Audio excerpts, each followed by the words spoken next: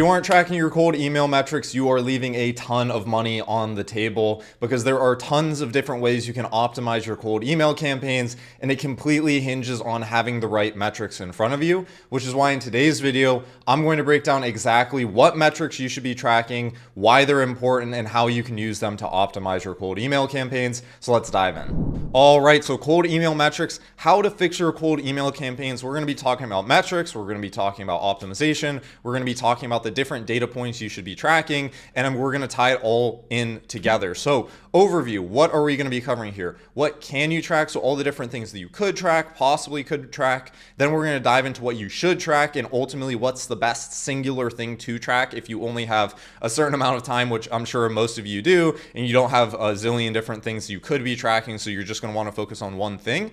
Then we're going to talk about how you can know if your campaigns are doing well or not, and how you can fix them based off of that data.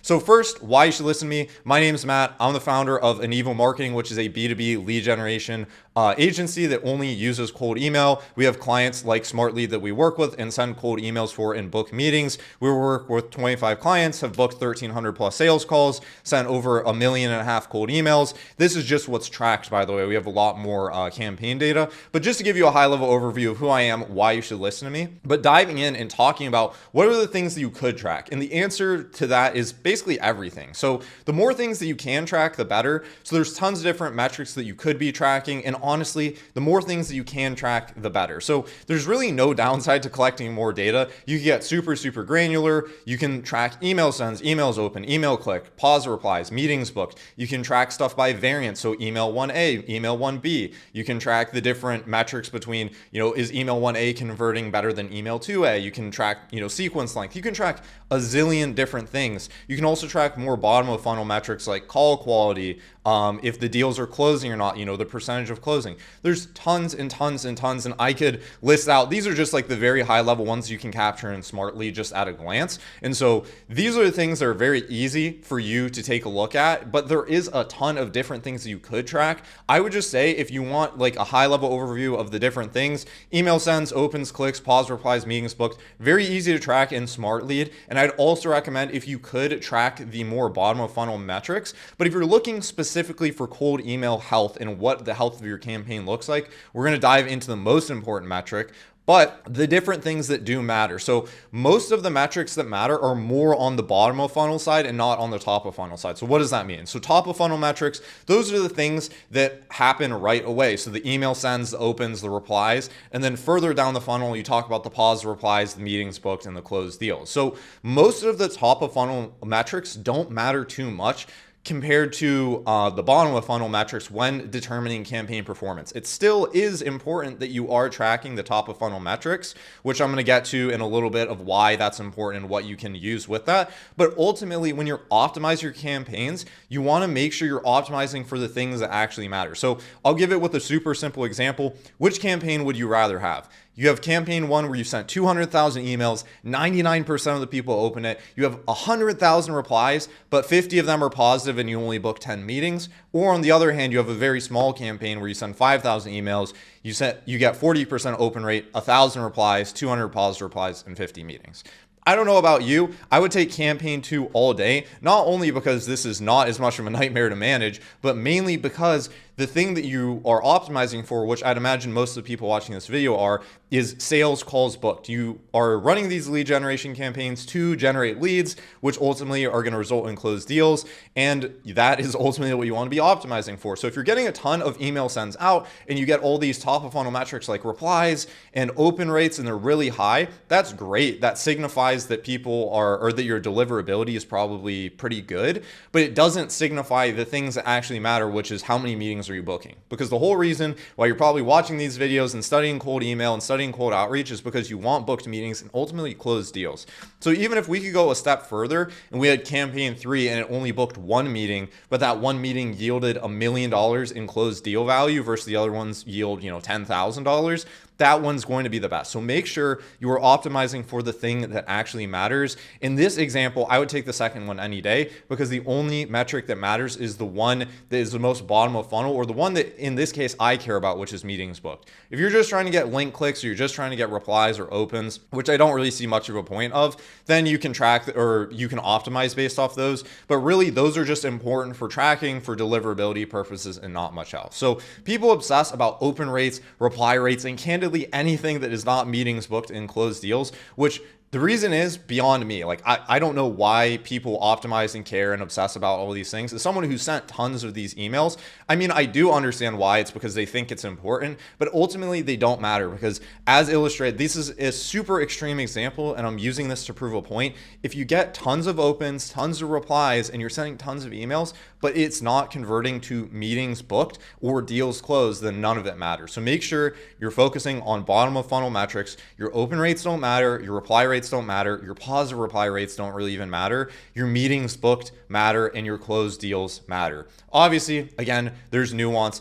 There's a good chance that if you have a good open rate, that probably means that your other metrics are going to perform better. But I've seen tons of cases where you see lower open rates but higher meeting book rates, and you will, people will optimize them falsely and spend more effort on the ones with the higher opens. So you want to be focusing on the metric that matters most. What is this metric that matters most? I call it the golden metric. It is emails sent to meetings booked. The ratio of the email sent to meetings booked ratio is one of the golden metrics that I use inside my agency to determine if a campaign is performing well or not relative to the other campaigns that I'm running. So the reason why this matters, and the reason why the ratio matters, is because you can get a good pulse on, okay, if I'm sending 1,000 emails and that's booking a call versus I send 10,000 emails and that's booking a call, which one is doing better? Because you can very clearly see if you are getting a better ratio, then all you have to do is ramp up your sending and you can get really great results. Or if you're getting a terrible ratio, you might need to go back to the drawing board. So you can take one glance at this metric and see if a campaign is doing well, is within KPI, or is not within KPI. So low amount of email sends to meetings booked, that means that's a great campaign. So if you send 10 emails and you're getting a call booked, that's phenomenal. All you have to do is send 100 emails and then you're going to get 10 calls booked. In most cases, you have to send way more emails, but just to draw a very clear distinction, that is a great campaign. It doesn't matter what the replies, the open rate, the click rate. If everything else is doing terrible, but you're getting a great email sent to meeting book ratio, then you are golden. Assuming, again, you're optimizing for meetings booked, which I'd imagine most people watching this video are. Now, if you're getting on the other end a high amount of emails sent to get one meeting booked, that's a terrible campaign. So if you have to send 10,000 emails, 20,000 emails, 100,000 emails to get one person on the phone, there's a very high chance that something is going wrong and you are having issues, either with your deliverability, your lead list, your copy, or there's a lot of different things. So you could have the best metrics. You could be getting tons of opens, like illustrated in this slide here. You could be getting tons of opens, tons of replies, but if you're not getting the meetings booked here, like in this case, it takes 20,000 email sends to get a meeting booked, versus here it only takes 100 sends. So this campaign is clearly outperforming by a factor of, was that 200x? So 200x or 20x, I can't do the math on the fly here, but making sure that you're getting the best email sent to meeting book ratio is ultimately going to lead you in the right direction, and optimizing for that with your campaigns is going to help you get better results. The way you calculate it, very simple. Just divide out how many emails you sent and how many meetings booked, and you can get a very clear idea of your campaign performance. So what is a good ratio? So this kind of depends on a lot. This is the next follow-up question. Well, it's, hey Matt, now that I track this metric, what is a good ratio? What's a bad ratio? So the answer is it depends. There's a lot of variance between industries, copy, targeting. There's a lot of factors here at play, but I'm just going to give you some rough examples, again, with the knowledge I've seen across the tons of campaigns I've run, across the close to 2 million emails sent, that includes the track and untracked emails I've sent. I see roughly a ratio of one email sent or one call booked for every 1,000 emails sent. There's some nuance in the data, so I'm just going to round up and call it one email or one call booked for every 1,500 emails sent. So that's a mouthful. One call booked for every 1,500 emails sent, just to be safe. So that's roughly what I see on average after running a ton of different campaigns. So if you're getting anything better than that KPI, let's say you are sending 500 emails and you're getting a call booked, that is great. If you have a wide audience, that means you're golden. So simply all you have to do to get better campaign results is simply just send more emails and you're going to get more calls.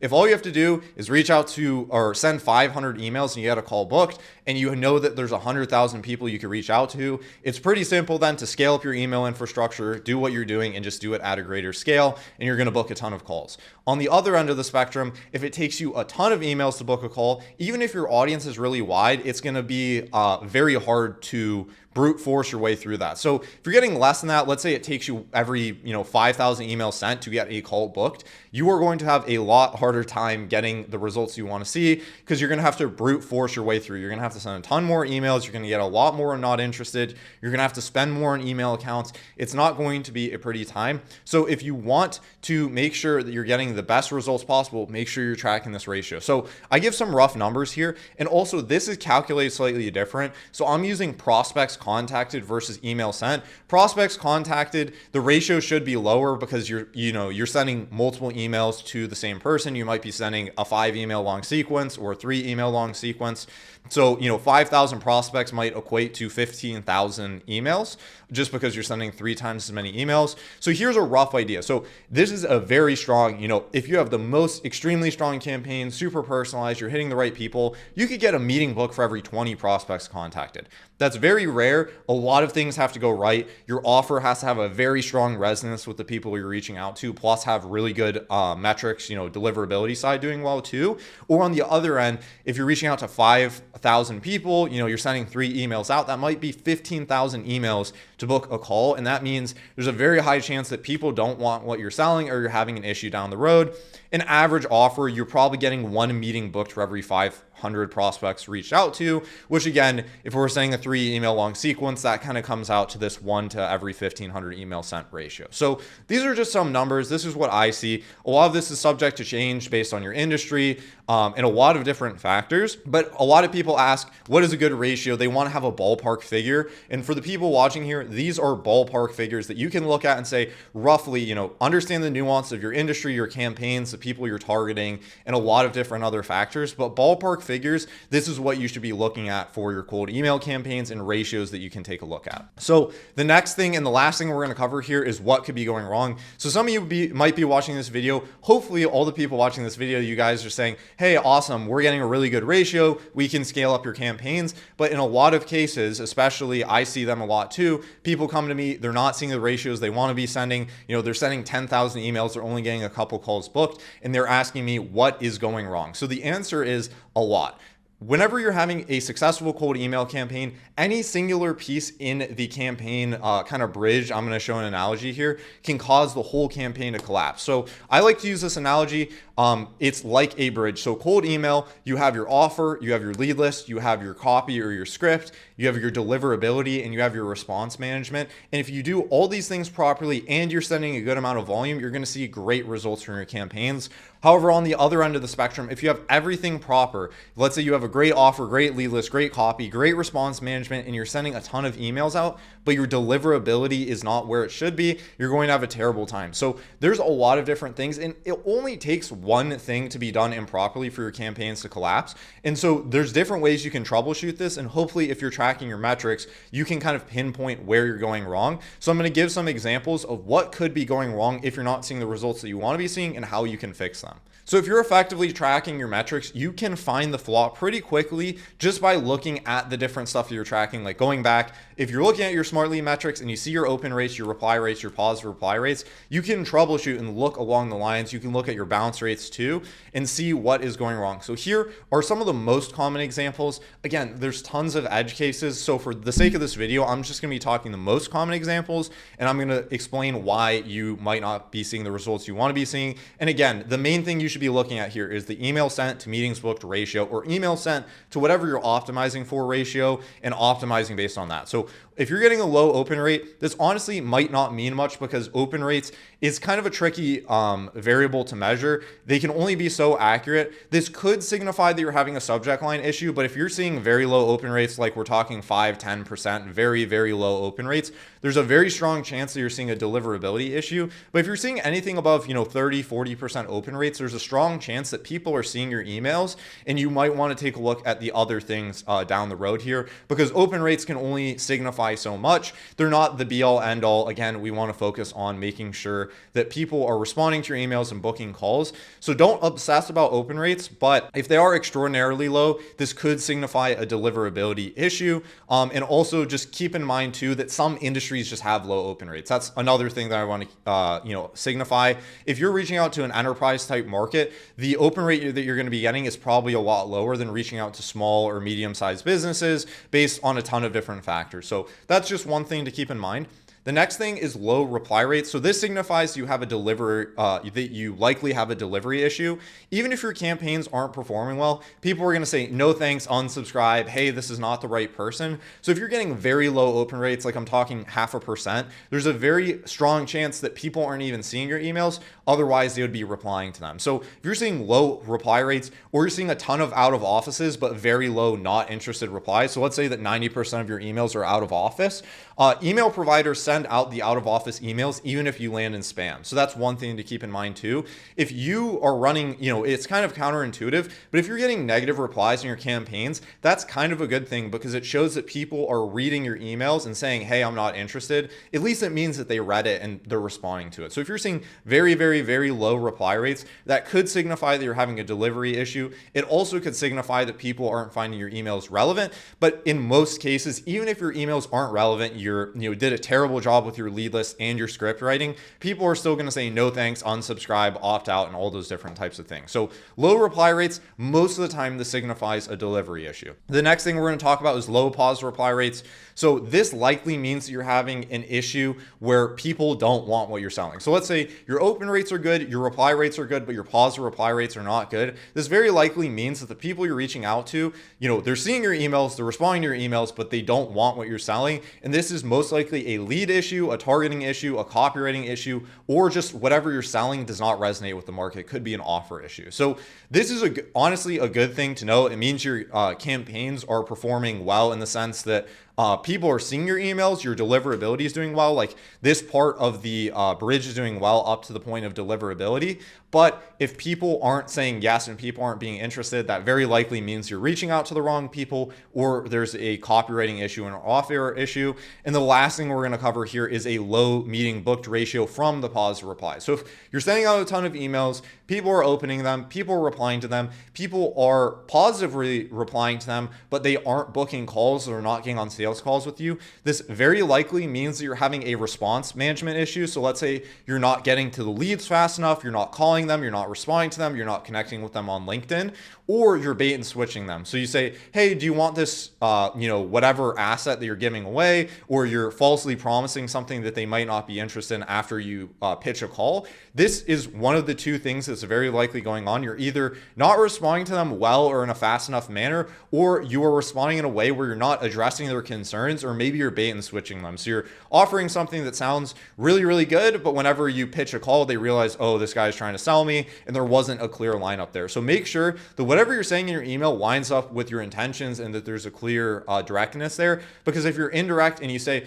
hey, I have 10 people that are ready to buy your service, and they say, yes, I'm interested. And you say, awesome, let me get on a call with you so I can pitch you my service. There's a very low likelihood chance that they're actually going to want to get on the call, buy your service, and ultimately get whatever you want. So make sure you're identifying the bottleneck. If you fix it properly, you're going to get great results. So that's it for this video. We talked a lot about different things with metrics, some very nerdy stuff here. But if you want to check out all the different things on this channel, how you can make sure that you're getting better response rates, how you're crafting good cold email campaigns, how you can write really effective copy, make sure you check out the other videos on the channel here, because we're providing a ton of value on basically everything cold email related. Check out the links in the description too. If you want to sign up to Smart Lead, there are links in the description to sign up. And if you have anything else, make sure that you drop it in the comments so we can make videos on it. Appreciate you guys and see you in the next videos.